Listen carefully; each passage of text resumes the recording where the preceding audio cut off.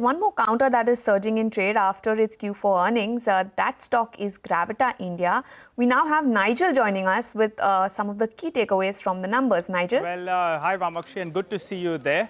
That's right, I'm going to tell you about Gravita. The stock had fallen close to around 30% from the top, and it's higher in today's trading session.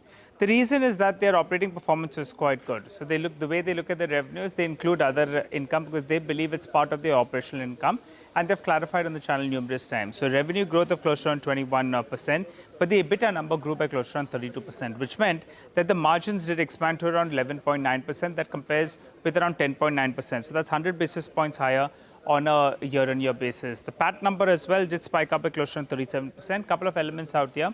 Finance cost was lower, but effective tax rate that they paid was relatively higher.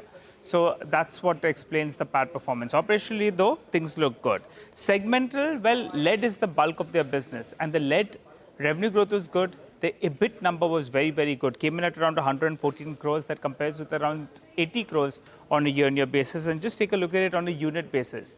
The margins were at around 13%, which is a sharp improvement both on a year-on-year as well as on a sequential basis.